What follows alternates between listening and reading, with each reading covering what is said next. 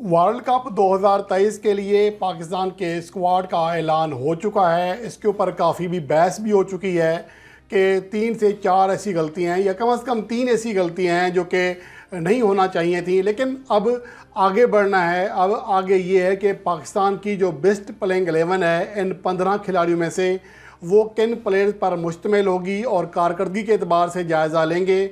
और इस रिपोर्ट में हस्ब रवायत वर्ल्ड स्पोर्ट्स आपके लिए एक इस तरह की ही रिपोर्ट पेश कर रहा है जिसमें टीम की ज़रूरत और उसके अलावा जो कारकर्दगी है 2023 में और आखिरी जो 5 इनिंग्स हैं, 5 वनडे मैचेस हैं, उनमें कारकर्दगी की बुनियाद पर आप जान सकेंगे कि पाकिस्तान की बेस्ट प्लेइंग 11 क्या बनेगी।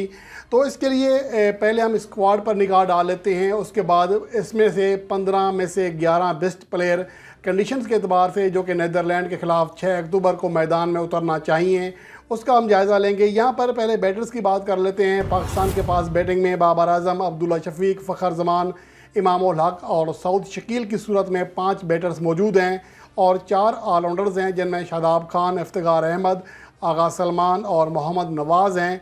जबकि विकेट कीपर्स की बात करें तो एक ही ऑप्शन है मोहम्मद रिजवान, जबकि 5 बॉलिंग ऑप्शन में हारिस रऊफ़, हसन अली, मोहम्मद वसीम जूनियर, शाहीन अफरीदी और उसामा मीर, ये पाकिस्तान के पास ऑप्शंस हैं।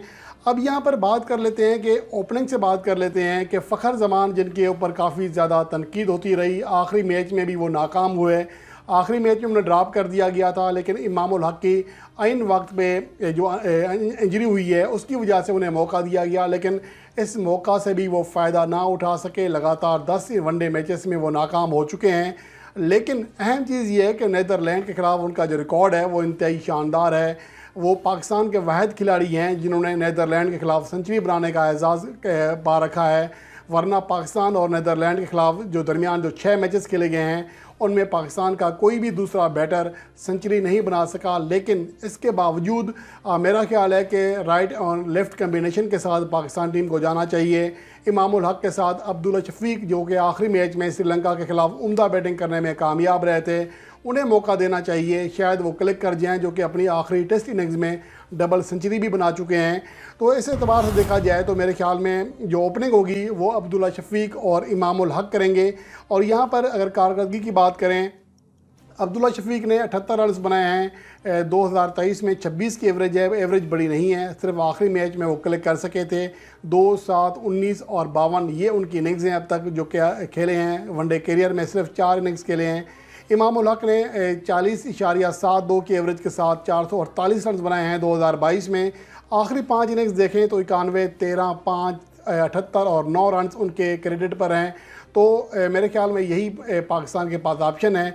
और नंबर 3 पोजीशन पर बाबर आजम जो कि 2023 में भी पाकिस्तान के टॉप स्कोरर हैं, 2022 से भी 2021 से भी 745 रन बनाए हैं। 49.66 की एवरेज है। आखिरी 5 वनडे इनिंग्स में 60, 151, 17, 10 और 29 ये वो रन्स बना सके हैं।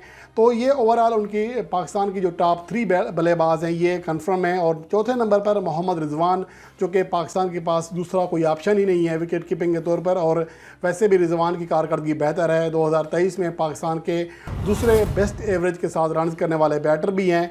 628 रन बना चुके हैं। 62.8 सिफर उनकी एवरेज है। आखिरी जो 5 वनडे इनिंग्स के लिए हैं उनमें 3 50 शामिल हैं। 67, 44, 63 नॉट आउट, उसके अलावा 2 फिर 86 रन नॉट आउट। तो ये उनकी कारकर्दगी रही है। 2 50+ इनिंग्स में वो नॉट आउट रहे हैं। श्रीलंका के ख़िलाफ़ आखिरी मैच में वो 86 रन की शानदार इनिंग्स खेलने में कामयाब रहे थे। इसके अलावा 5वें नंबर पर सऊद शकील होना चाहिए। मेरे ख्याल में आगा सलमान को ड्रॉप करना पड़ेगा और सऊद शकील जो कि स्पिन पिचेस पर अच्छा खेलते हैं उन्हें मौका देना चाहिए। गो कि उनका जो वनडे कैरियर है ज़्यादा हाई क्लास नहीं है। 2023 में सिर्फ 1 वनडे मैच खेले हैं, 9 रन बना सके थे।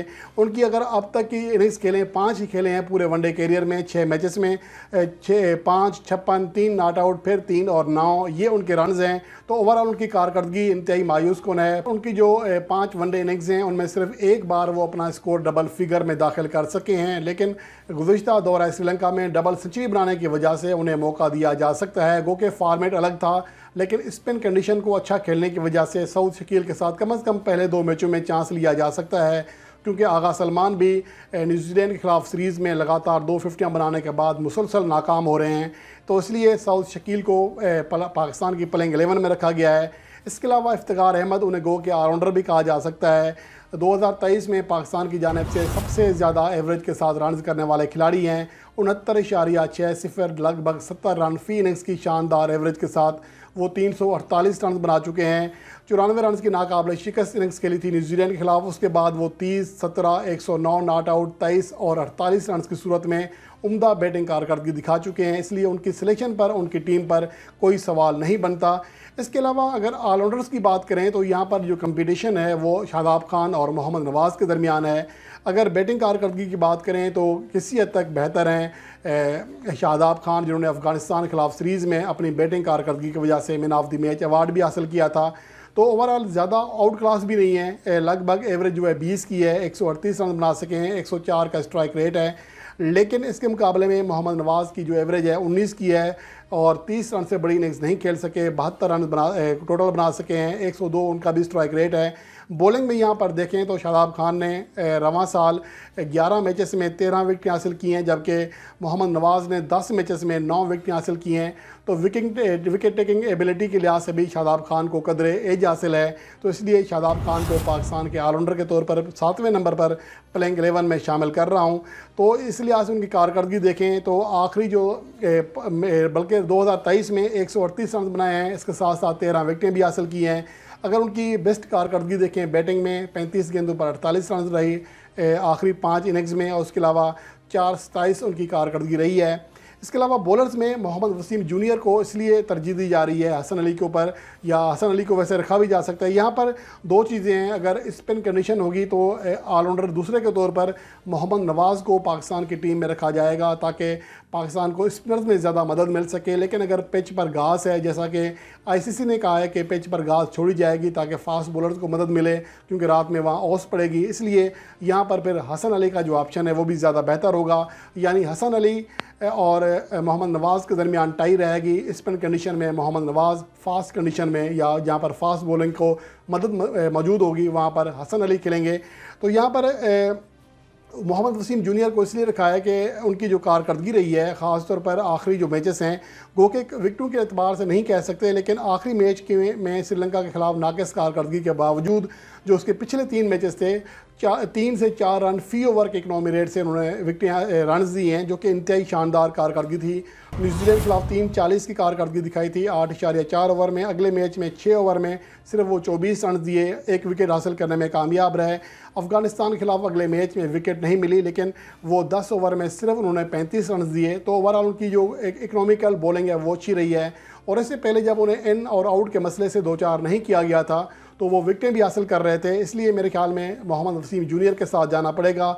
उनकी अगर 2023 में कारकर्दगी देखें तो 9 विकेटें हासिल की हैं। इसके अलावा रन्स तो ज़्यादा नहीं है, लेकिन 35 की एवरेज है उनकी, 35 रन फ़ी इनिंग्स। आखिरी जो 5 वनडे मैचेस हैं 2-50, 3-40, 0, 35 और 0-25, ये उनकी कारकर्दगी है। आखिरी 2 मैचेस में विकेट लेस रहे हैं।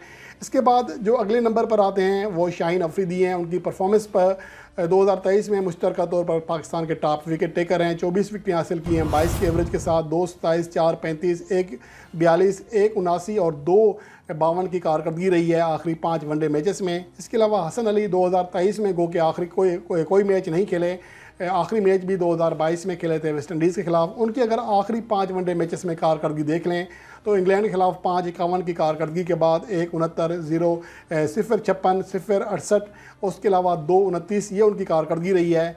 इसलिए हसन अली को यहाँ पर चांस दिया जा सकता है तजर्बे के एतबार से। और वैसे तो पाकिस्तान का जो ऑप्शन था ज़मान खान या नसीम शाह होना चाहिए थे, लेकिन अब चूँकि सिलेक्शन हमारी ऐसी है तो फिर उन्हीं में से हमें खिलाड़ी लेने हैं, तो फिर हसन अली ही बेस्ट चॉइस दिखाई देते हैं। और 11वें नंबर के लिए हारिस रऊफ़ हैं, जो कि रवां साल सबसे ज़्यादा 24 विकेटें हासिल कर चुके हैं शाहीन अफरीदी के हमरा।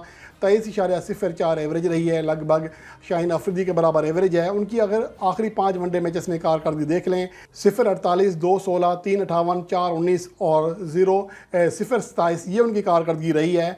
तो ओवरऑल उनकी कारकर्दगी बेहतर है। उम्मीद की जा सकती है कि वो वर्ल्ड कप 2023 में भी अपनी कारकर्दगी का सिलसिला इस तरह बरकरार रखेंगे, जो कि इंजरी की वजह से आखिरी मैच नहीं खेल सके थे, लेकिन इसके बावजूद उम्मीद है कि वो नीदरलैंड, जो कि अभी तक मुकम्मल फिट होने की इतलात भी आई हैं कि नीदरलैंड के खिलाफ इंशाल्लाह अच्छे और मुकम्मल तौर पर फिट रहेंगे, अच्छी फॉर्म दिखाएंगे और पाकिस्तान की जो बेस्ट प्लेइंग 11 बनती है नीदरलैंड के खिलाफ वो इन्हीं खिलाड़ियों पर मुश्तमिल है। अब्दुल्ला शफीक, इमामुल हक, बाबर आजम, मोहम्मद रिजवान, सऊद शकील, इफ्तिखार अहमद, शादाब खान, मोहम्मद वसीम जूनियर, शाहीन अफरीदी, हसन अली और हारिस रऊफ़।